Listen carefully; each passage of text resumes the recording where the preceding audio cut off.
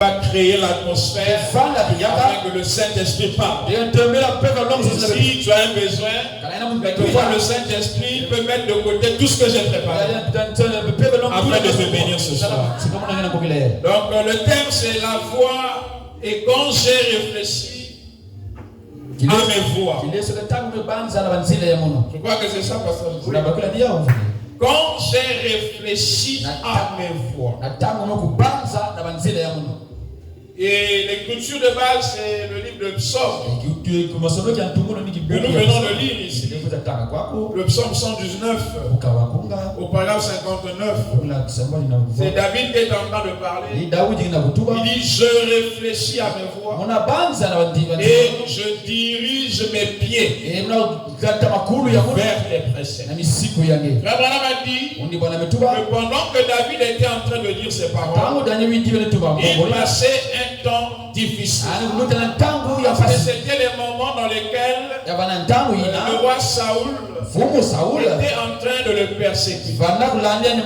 C'est ce que Frère Branham nous dit. Et donc il réfléchissait à ses voix. Et Frère Branham nous dit, nous avons nos voix, Dieu aussi a ses voix. Alléluia. Amen. Et Dieu nous laisse souvent réfléchir d'abord à nos voix avant que lui n'entre en scène. Est-ce que quelqu'un avec moi? Et moi mon sujet dans ça, je vais parler sur la voix sainte que nous avons lu dans Ésaïe 35. La voix sainte. Mais avant de commencer, je vais lire quelque chose ici de Frère Branham. Est-ce que nous aimons Frère Branham? Amen. Dans la prédication, la voie à laquelle Dieu a pourvu pour aujourd'hui. La voie à laquelle Dieu a pourvu pour aujourd'hui. Vous écoutez déjà le titre du sermon, n'est-ce pas? Au paragraphe 8. On a dit ceci. Dieu a toujours eu une voix. Il y a deux voix. Pas il y a. Voilà. C'est-à-dire nos voix ou bien ses voix. Est-ce que je peux encore donner amen? Amen. Donc il y a deux voix. Nos voix et les voix de Dieu. Donc nous, quand nous réfléchissons à nos voix, on ne doit pas oublier que Dieu aussi a ses voix. Oh, nous ne sommes pas venus sur la terre par nous-mêmes. Mais c'est Dieu qui nous a placés. Donc Dieu nous a placés sur la terre. Il a aussi ses voix. Et il aimerait que nous puissions suivre ses voix. Amen. En français, il y a des mots qui sonnent de la même façon, mais qui n'ont pas le même sens. Quand je parle de voix ici, ce n'est pas la voix. Voilà. Mais la voix dont on parle, c'est le chemin. Est-ce que c'est clair? Amen. Donc l'homme dans ses projets, dans sa manière de faire, quelquefois il réfléchit. Une voix sortie, un moyen de sortir. Amen. Un moyen, tu es par exemple malade, tu te crées toi-même une voie de sortie. Un moyen pour être guéri. Donc Dieu a une voie pour la guérison. Amen.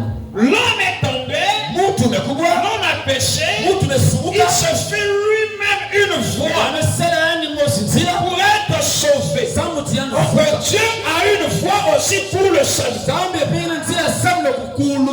Est-ce que nous sommes en train d'aller ensemble? Amen. J'essaie un peu d'éclaircir la chose. Toutefois que nous réfléchissons sur quelque chose, comment je dois m'en sortir, comment je dois guérir, comment je dois, on ne doit pas oublier que Dieu a déjà pourvu une voie pour que nous puissions avoir ce que nous recherchons. Amen. Et ce sont ces voies-là que nous voulons découvrir. Donc Dieu a toujours eu une voie. Il y a deux voies, c'est-à-dire nos voies ou bien ses voies. Dieu a une voie pour aujourd'hui. En effet, il a toujours pourvu une voie pour tout. Est-ce que quelqu'un a écouté ça?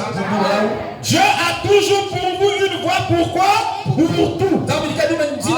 Que ce soit dans le domaine financier, Dieu a pourvu une voie. Dans le domaine matériel, Dieu a pourvu une voie. Pour la santé, Dieu a pourvu une voie. Dans le domaine spirituel, Dieu a pourvu une voie. Donc tout ce que l'homme cherche, il essaie de réfléchir à ses voies. Comment je dois réussir? Comment je vais prospérer? Dieu a pourvu tout. Amen. Donc il faut savoir où trouver ça. Mais nous voulons retourner d'abord au commencement. Frère Branham dit que lorsque l'homme est tombé, l'homme a voulu lui-même faire justice. Adam a réfléchi et il s'est dit que je dois certainement prendre les feuilles de figuier. Est-ce que quelqu'un va me suivre? Dès avant la fondation du monde, l'agneau était déjà immolé. Est-ce que quelqu'un avec moi? Donc avant que la chute arrive, Dieu avait déjà pourvu une voie pour racheter l'homme. L'homme est toujours en retard. C'est pourquoi frère Branham dit, avant qu'il y ait la maladie, il y avait déjà un guérisseur. Avant qu'il y ait un pécheur, il y avait déjà un sauveur. Avant qu'il y ait le péché, il y avait déjà un rédempteur. L'homme, quand le péché arrive, il n'a pas cherché premièrement à connaître la voie pourvue par Dieu. Mais lui-même, il a réfléchi d'abord à ses propres voies. Amen. Et il a trouvé la voie de la religion. Pourquoi j'aimerais te dire que la religion ne change pas. Les feuilles de figuier, c'était la religion. L'église ne change pas. Les feuilles de figuier, c'est l'église. C'est la religion. Mais Dieu a pourvu une voie pour le premier homme. C'était la peau des agneaux qui devait te tuer. Et le sang devait servir d'expiation. Et c'était un type. Et donc ce qui était de la pensée de Dieu, il a donc reflété cela quand Adam est tombé. Pour dire à Adam, pourquoi tu vas te faire justice toi-même? Mais il faut même dire que Dieu aime que nous puissions d'abord nous-mêmes arriver au bout. C'est-à-dire que nous arrivons là où nous arrivons à nos limites et lui on t'enseigne. Tu essaies de chercher par tous les moyens comment t'en sortir. Je te laisse. Parce qu'il va te montrer que lui a toujours pourvu une voie à tout ce que tu cherches. Regardez un peu les disciples. Est-ce que quelqu'un avec moi? Pendant qu'ils étaient dans la barque, Pierre était un grand pêcheur. Il pêchait depuis son jeune âge.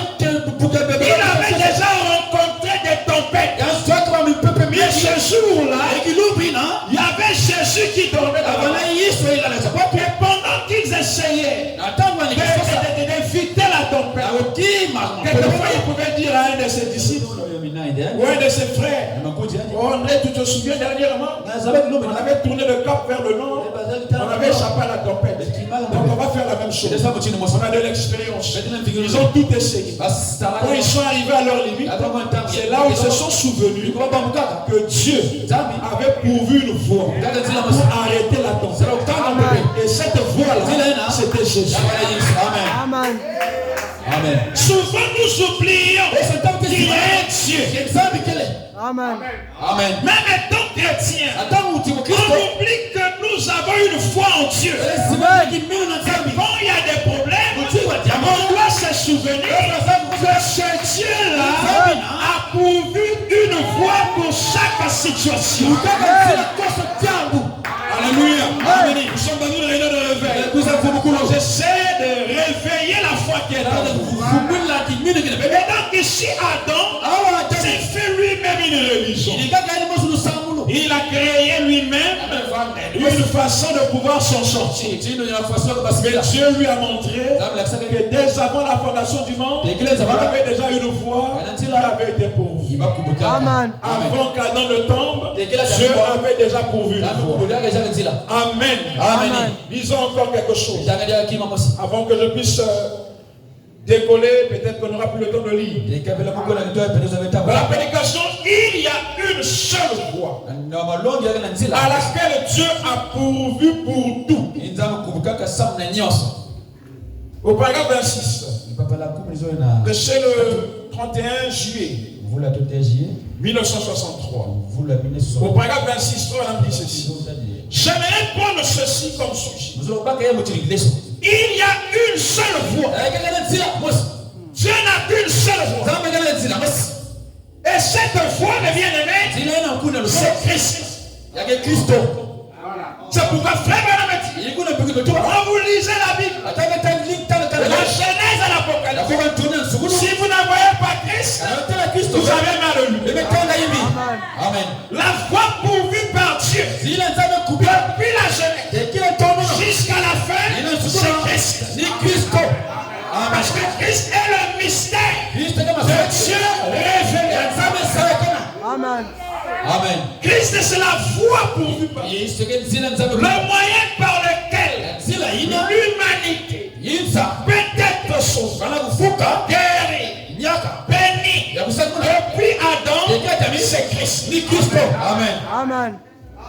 Alléluia. Amen. Il y a une seule voie à laquelle Dieu a pourvu pour tout. Une seule voie à laquelle Dieu a pourvu pour satisfaire à tout. Oh, toute autre voie en dehors de celle-là serait une voie pervertie par rapport à celle de Dieu. Je ne peux avoir qu'une seule voie pour tout faire. Sa première voie est toujours l'unique voie par laquelle il peut donc faire cela. En effet, quand Dieu fait un choix pour prendre une décision, il doit s'en tenir toujours à cette décision-là. Donc Dieu a une voie. Et cette voie, vous lirez le message. C'est Christ. Parce que Christ est le chemin. Le problème ici, est-ce que tu es avec moi? C'est que Christ change de forme. Amen. C'est ça maintenant le problème. Une fois, la seule, mais qui change de forme.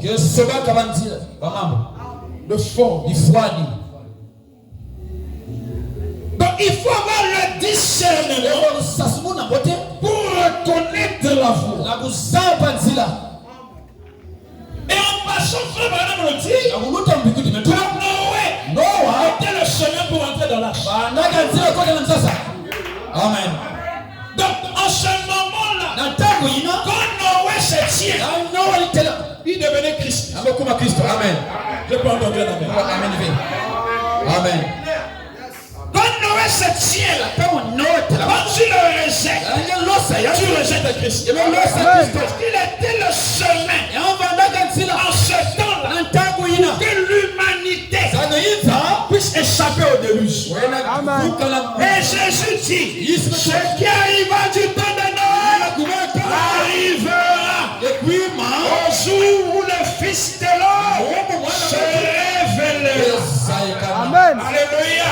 Nous voyons la même vie. Nous voyons la science développée. Nous voyons ce qui se passe. Au temps de Noé, ça a existé. Et si Dieu avait une voix, il avait pourvu en ce temps-là pour que le monde échappe au déluge. C'est qu'au temps où le Fils de l'homme doit se révéler, il doit aussi avoir pas deux voix, pas trois voix, une seule voix, toujours Christ, mais sous une autre forme. Amen. C'est sérieux. Donc en dehors de cette voix, il n'y a pas de salut.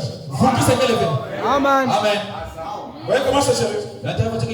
Amen. En dehors de cette voie, il n'y a pas un moyen d'accéder à l'as. Amen. C'est pourquoi on dit ce qui arrivera du temps de Noé arrivera aussi au jour où le Fils de l'homme se révélera. Les gens mangeaient, buvaient, bâtissaient. Et on peut voir cela depuis les années 50. Comment le monde est en train d'aller en décadence. Comment le monde est en train de tomber.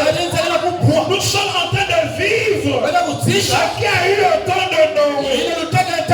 Qu'il prenait des femmes. On avait dit que ce n'était pas le mariage, mais c'était l'amour libre. Il dit il y a 4 femmes. Il dit c'est ce qui s'est passé au temps de Noé. Est-ce que quelqu'un avec moi? Amen. Et les mêmes conditions se révèlent encore ici. Et en ce moment-là, vous devez vous souvenir qu'il y a une voie pour échapper au déluge. Alléluia. Amen. Elle ne peut entrer dans l'âge. Elle ne peut reconnaître la voix de Noé qu'un parent de Noé. Amen.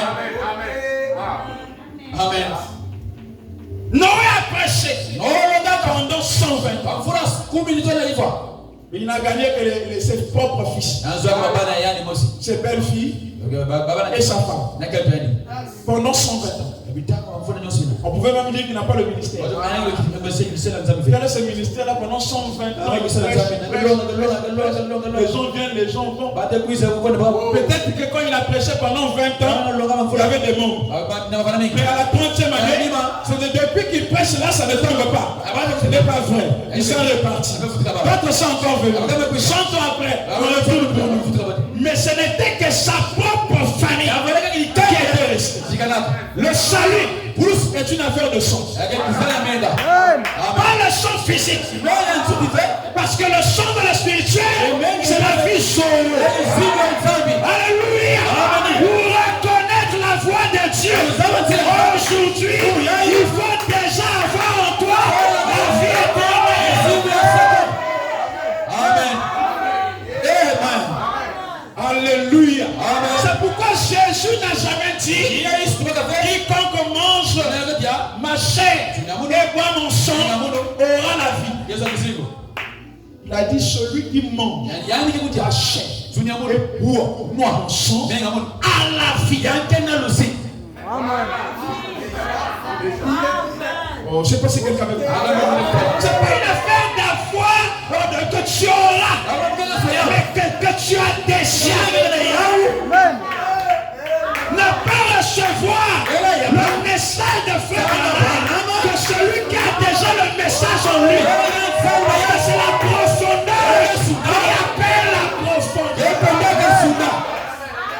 Amen. La foi pourvue par Dieu. Noé, cette foi-là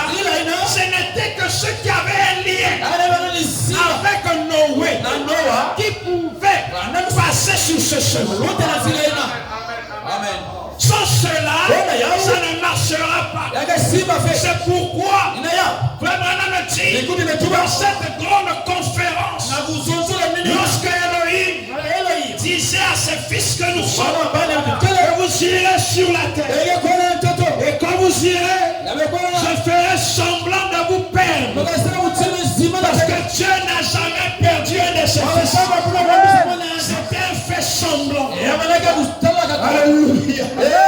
D'ailleurs, on dit qu'un fils de Dieu ne péche pas. Un fils de Dieu n'a jamais péché.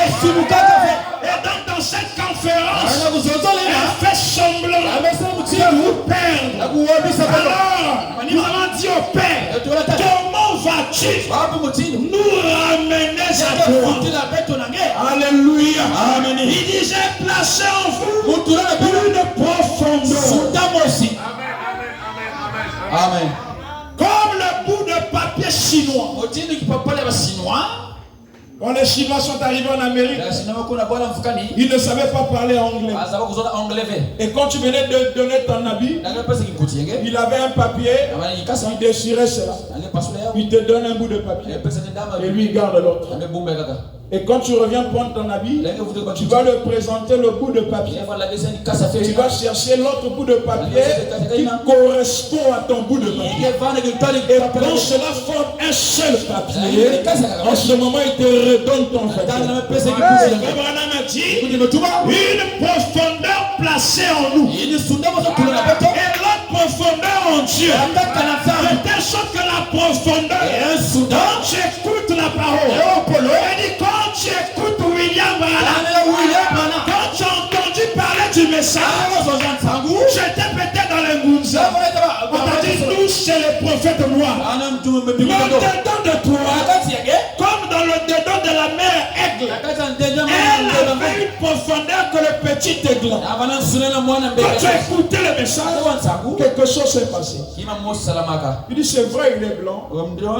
Mais je sens que j'ai une relation avec un homme. J'ai l'impression que je l'ai déjà vu quelque part. J'ai l'impression que j'ai déjà écouté ça quelque part. Alléluia. Amen. Donc le temps de Noé, pour aller vite, nous voyons les mêmes choses.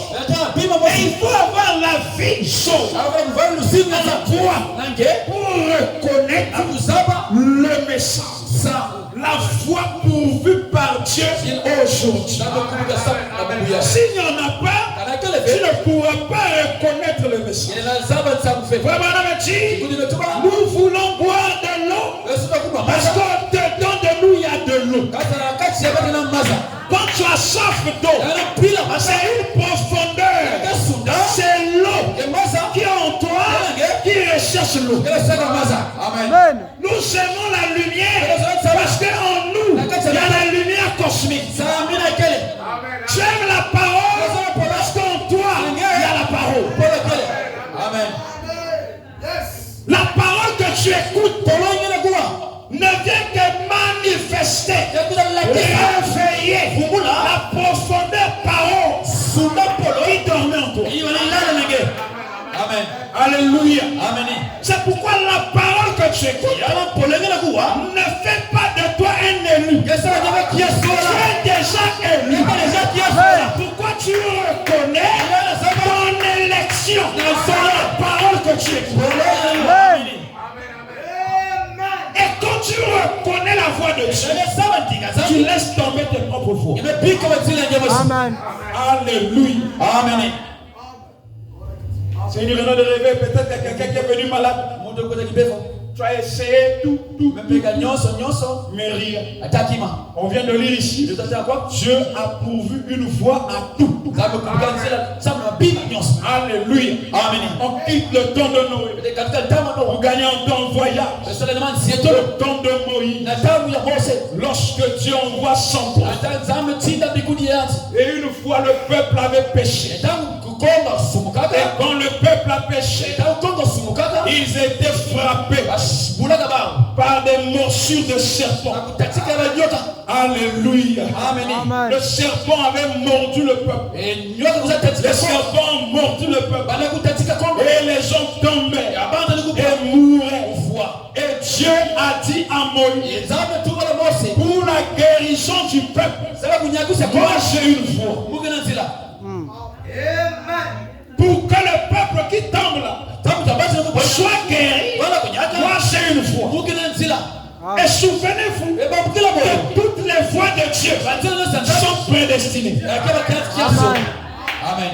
Quand Dieu a travaillé et que la Bible dit le septième jour, Dieu s'est reposé, il n'est plus jamais revenu, il n'a jamais manqué de faire des choses. Tout ce qui se passe dans la suite, Dieu l'a vu d'avance. Amen. Donc Dieu dit à Moïse, élève un serpent fait de reins. C'était un serpent fabriqué en airain. Les reins qui typifient le jugement. Et le serpent, le type du péché. Et donc le serpent des reins est élevé sur une pêche, sur un bâton, était en train de montrer que votre péché qui vous a conduit dans cet état est en train d'être jugé. Donc la voie pourvue par Dieu pour Israël, c'était un serpent d'airain. À ce moment-là, même si Moïse disait, moi je suis un grand prophète, je vais t'imposer les mains, tu vas guérir, ça ne marcherait pas. Parce que Dieu avait déjà une voie pour lui. Amen. Amen. Dans le temps qu'il réfléchissait, comment nous allons guérir, Moïse, ils ont réfléchi sur leur voie. Dieu avait déjà son voie. Un serpent d'airain. Alléluia. Et Jésus dit que même que Moïse éleva le serpent d'airain dans le désert, le fils de l'homme doit être élevé pour le salut de l'humanité. Donc le serpent d'airain qui fut élevé n'était qu'une préfiguration de Christ. Alléluia. Tout dans la Bible parle de Christ. Même le serpent. Amen. Oui, la Bible dit qu'il est devenu quoi? Malédiction. Il est devenu péché. Donc le serpent qui était le péché, jugé dans le désert, typifié Christ. Amen. La voie pourvue par Dieu. Et il n'y avait pas de prière à faire. Tout homme qui était blessé, tout ce qu'il devait faire pour être guéri, c'était de regarder au serpent de l'air. Amen. Oh, c'est pas ce que quelqu'un a dit. Oh, je vais aller chez lui. Oh, pour être guéri, on dit regarde seulement le serpent. Amen. Oh, pasteur Gislain, on a fait 7 jours de jeûne et prière parce que ma maladie là.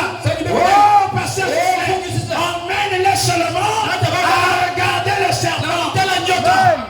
Amen.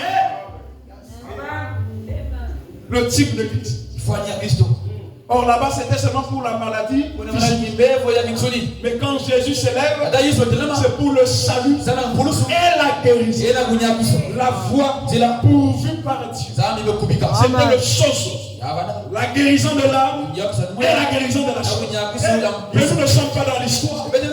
Frère Branham a dit, tout prédicateur, tout pasteur, qui qu'il soit, qui ne croit pas que Jésus-Christ est le même hier, aujourd'hui et pour toujours, à l'exception de son corps physique, c'est la séance de discours.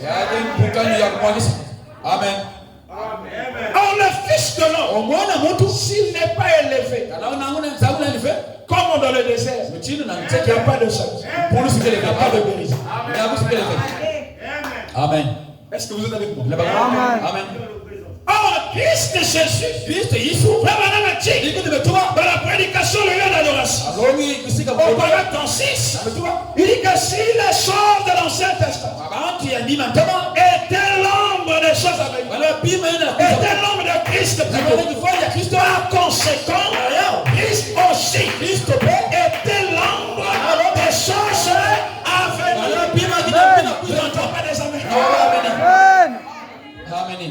Donc de même que le Fils de l'homme a été élevé, le ministère du Fils de l'homme, c'était pour la guérison de l'humanité. Et qu'on nous dit, au temps de Noé, ce qui arriva au temps de Noé arrivera demain. Le jour où le Fils de l'homme sera révélé, ça veut dire qu'il y a un autre jour. Amen. C'est pourquoi Jésus a dit à ses disciples, l'un de ces jours, vous désirerez ardemment de voir l'un des jours du Fils de l'homme. Donc le Fils de l'homme a des jours. Le premier jour, c'était devant Abraham. Est-ce que quelqu'un avec moi? Le deuxième jour, c'était avec Jésus. Il y a un troisième jour où le Fils de l'homme doit être révélé. Et quand il se révèle, il fait la même chose. Dans le sens où il lui dit, emmène les gens à te croire. Je ne sais pas si quelqu'un avec moi. Nous sommes en train de parler de la voix de Dieu. Merci. On a prié beaucoup pour être sauvés. Ça, ce sont nos propres voix. Si tu viens pas à l'église, je serai pas enlevé. Ce sont nos propres voix. Amen. Mais Dieu a sa voix. Et la Bible dit dans Esaïe 35, cette voix-là est appelée la voix sainte. On vient de lire ça. Même celui qui est insensé, quand il passe par là, il est sauvé. Amen. Amen. La voix sainte, c'est ça notre sujet. Je dois vous relire ça. Il dit ceci, au verset 8, Esaïe 35. Il y aura là un chemin frayé, une route qu'on appellera la voie sainte. Nul impur n'y passera. Elle sera pour eux seuls, pour lesquels, pour vous qui craignez mon nom, se lèvera le soleil de la justice. Un peuple mis à part. Nul impur n'y passera. L'impureté ici, c'est l'impureté du cœur. Ouais. Oh, le frère là n'est pas pur. Parce que c'est l'adultère. La femme adultère était plus spirituelle que les pharisiens. Oui, oui. Amen. Vous voyez que même notre conception relève de nos voix. Amen. La femme samaritaine avait un cœur pur. Mais les pharisiens étaient impurs. Ils n'ont pas pu passer par ces choses. Amen. Mais la femme samaritaine, qui visiblement on disait impure, mais elle était pure. Amen. Et elle a pu reconnaître sa voix pourvue par Dieu. Pendant que les pharisiens le traitaient de Belzébul, prince des démons, ils n'ont pas reconnu la voix. Alléluia. Mais elle était pure. Quand elle a vu, elle dit, je vois, je perçois que tu es prophète. Amen. Amen. Amen. Ceux qui la suivront, même les insensés ne pourront s'égarer. Oh, j'aimerais que vous invitiez les insensés à suivre ce chemin. Même quand ils sur ce chemin, avec leur état insensé, ils ne se gareront pas. Je connais des enfants qui étaient insensés. Ils se moquaient de frère Branham. Ils étaient en train d'accomplir le blasphème. Ils se moquaient du Saint-Esprit. Mais ce jour-là, quand ils ont été placés sur ce chemin, avec la foi de leur maman, des insensés, sans repentance, sans baptême d'eau, ils ont été sauvés. Alléluia. Amen. Amen. Amen. En réalité, le salut et la guérison sont des œuvres achevées. Le problème, il faut être en face du salut pour reconnaître ton salut. Amen. Est-ce que quelqu'un a compris ça? Il faut être en face du salut pour reconnaître que tu es sauvé. Amen. Amen.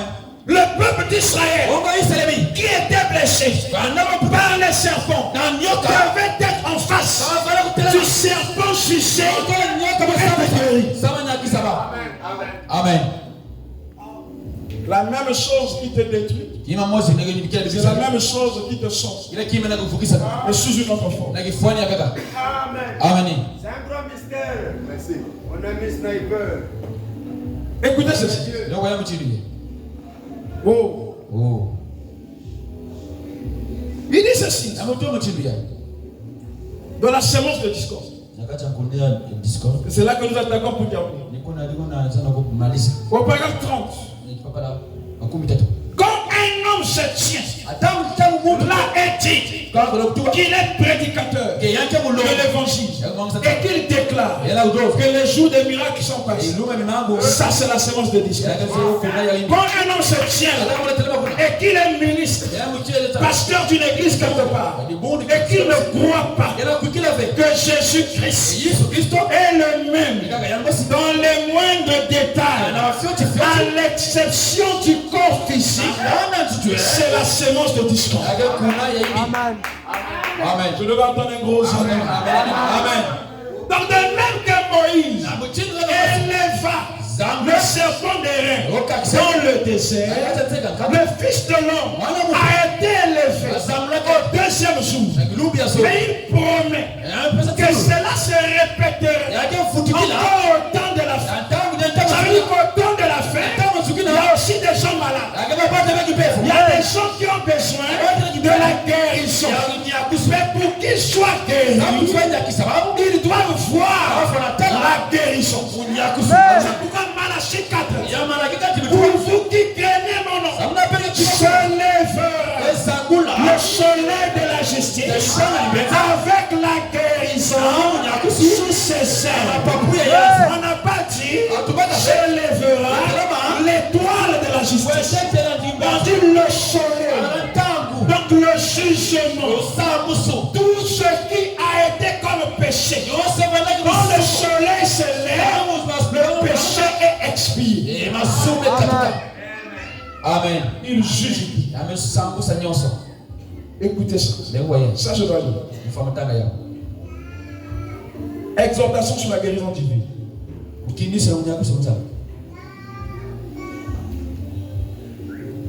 Le pasteur Justin, c'est sûr qu'il est sorti pour venir me faire signe. Donc je vais courir. Exhortation sur la guérison divine. Je vais lire un peu en bas. Au paragraphe 57, mais au milieu. Est-ce que vous suivez ma pensée? Amen. De même que le serpent a été élevé dans le désert, le Fils de l'homme doit être élevé. C'est-à-dire qu'on doit avoir encore le ministère du Fils de l'homme. La révélation du Fils de l'homme. Et nous connaissons tous que le Fils de l'homme veut dire Dieu sous la forme d'un prophète. Vous êtes conscient. Vous êtes conscient que quelque chose se passe maintenant. N'est-ce pas? Vous savez qu'il se passe quelque chose. Une sensation est dans votre être intérieur. Et c'est vrai. La sensation dans l'être intérieur. Et c'est vrai. Maintenant, ce que c'est ce don qui est en train d'agir. Voyez-vous, ce n'est pas mon don, c'est le don de Dieu. Voyez, son don. Je ne suis pas cela. Je suis juste. Est-ce que vous êtes prêts? Ici, vous voyez la photo. Là derrière, vous pouvez voir ma photo aussi. Mais je ne suis pas cela. Cela est une personne distincte. Amen. Mais je suis juste un. Comme le serpent d'airain. Est-ce qu'il est croyant ici? Amen. Quelqu'un veut te guérir? Regarde la photo. Gloire à Dieu. Est-ce qu'il y a des gens qui veulent te guérir? Une femme était à l'hôpital. Elle dit si seulement frère Branham était là. Pendant qu'elle était en train de parler à frère Branham, de penser à lui, Branham dit que la lumière est sortie de cette personne. Est venue sur cette personne. Elle était belle. Amen. C'est pas pour rien qu'on met ça. Le problème, il faut avoir la révélation de ce que c'est. On leur avait dit de regarder pour vivre. De regarder pour être guéri. Mais ici, quand tu regardes, tu dois voir quelque chose. Amen. Ici, regarder, c'est une compréhension spirituelle. Ça ne s'arrête pas sur le simple regard. Il dit ceci, mais je suis juste un, comme le serpent de Dieu. Voyez-vous ce que je veux dire? Voyez, regardez simplement de ce côté-ci. Et si je suis juste voyez-vous, maintenant là, c'est ça. Quand il veut parler de lui, c'est toujours difficile. Vous allez voir des points. Le serpent d'airain qui fut élevé dans le désert, c'est pas lui qui guérissait. Amen. Amen. Mais pour être guéri, il fallait croire que c'est la voie pourvue par Dieu. Amen. C'est pourquoi il dit à Frère Branham, emmène les gens à te croire. Et Frère Branham dit, après avoir cru au Père, au Fils, au Saint-Esprit, Dieu veut que vous croyez au moi, comme dans l'un d'entre eux. C'est le seul moyen de vous aider. Alléluia. La foi pourvue par Dieu en jetant de la fin, c'est Frère Branham. Amen. C'est pourquoi le diacre Tony Sabet, alors qu'il cherchait le chemin du ciel, il a fait un songe. Il essayait de voir comment arriver au ciel. Il a vu un homme au soupapte. L'homme lui a dit, que veux-tu? Je cherche le chemin du ciel. Je vais trouver la voie sainte. L'homme lui a dit, regarde celui qui est devant. Il est allé, il a vu un pasteur. Le pasteur dit, c'est vrai que j'ai beaucoup de gens dans l'église. Mais moi aussi, je cherche ces choses. Ce n'est pas moi le seul. Il est allé vers un autre homme. Il a dit, est-ce que tu vois au sommet de la colline? Est-ce que tu peux voir le seul qui a été élevé dans la Bible? Est-ce que tu peux voir cet homme qui est là en haut? Suis. Et quand il arrive, il dit, monsieur, j'aimerais connaître le chemin du ciel. Et à sa grande surprise, le diacre a dit que c'était vous, frère. Et vous m'avez pris par la main, emmené jusqu'au sommet. Et vous m'avez laissé un certain moment. Vous avez dit maintenant, marche seul. Mais comment marcher? Il dit, suis les empreintes des pas. Alléluia.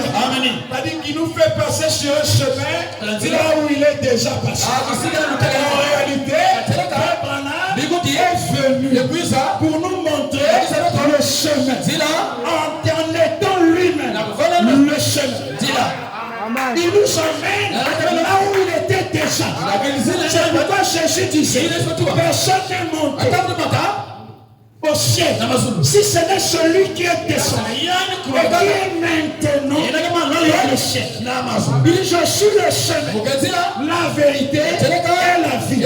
Donc il était la voie pourvue par Dieu. Et quand Tony Isabelle arrive en ce moment, il devait suivre les empreintes de pas. Qui était déjà là? Est-ce que quelqu'un avec moi? Amen. Nous suivons un chemin qui a déjà été parcouru par celui qui nous a montré le chemin. Amen. C'est pourquoi quand il va au-delà du rideau du temps, on lui dit, frère Branham, si tu n'avais pas accepté d'y aller, nous ne serions pas ici. Amen. Donc il faut quelqu'un pour vous montrer le chemin. Maintenant regardez un autre angle. Après que Dieu ait élevé le serpent, le cher pasteur, le peuple a commencé à idolâtrer le serpent. Yes. Un autre angle. Au point où cette photo n'a plus d'effet dans nos églises. Amen. Parce que nous sommes habitués. On pouvait voir un enfant d'Israël qui allait pêcher et il savait qu'il y avait un serpent, des rats. Et il venait, il regardait. Et Dieu dit non. Ça devient l'idolâtrie. Est-ce que quelqu'un comprend? Amen. Et il a suscité quelqu'un pour détruire ça. Je crois que nous sommes dans la génération qui doit détruire le serpent. Amen. Yes, sir. Amen. Et frère Madame dit, toutefois qu'une fois expire, Dieu met une autre. Amen. Amen. Est-ce que Amen. ça veut dire qu'au moment où nous parlons, même cette photo est dans la maison des magiciens. C'est même exposé à Washington DC. On a même vu Boris Mota qui a pris ça. C'est parce que le serpent a été détruit. Mais Dieu doit pouvoir une autre voie. Amen. Où est cette voie? Mais je me souviens d'un chant qui dit qu'il a écouté une voix des grands oiseaux. Yes, sir. Alléluia. Yes. Et frère Branham a dit que je sens que mon ministère est arrivé à la fin. Il est soit c'est la fin, retourner comme évangéliste, ou encore il va m'appeler pour être manifesté comme le promis. Or, ce promis-là n'a pas de remplaçant. C'est pourquoi il a été dit que le sceptre ne quittera pas Juda jusqu'à ce que le silo vienne. Donc quand le silo vient, on ne peut plus avoir de remplaçant. Est-ce que quelqu'un veut comprendre? Amen. Ça veut dire qu'en ce moment-là, on quitte la dispensation de Dieu dans un seul pour passer à la dispensation de Dieu dans des choses. Et aujourd'hui, la chose la plus difficile, ce n'est plus de croire en frère Branham. Oui, c'est de croire maintenant en gloire. Amen. Oui. Amen. Amen. Les pharisiens voulaient que Jésus répète Moïse. Mais Jésus leur a dit, Moïse vous a dit, moi aussi je vous dis. C'est ça le problème aujourd'hui. Amen. Répétez frère Branham. Ça devient de l'idolâtrie. Et il doit avoir des gens qui doivent détruire le Seigneur. Que le Seigneur vous bénisse.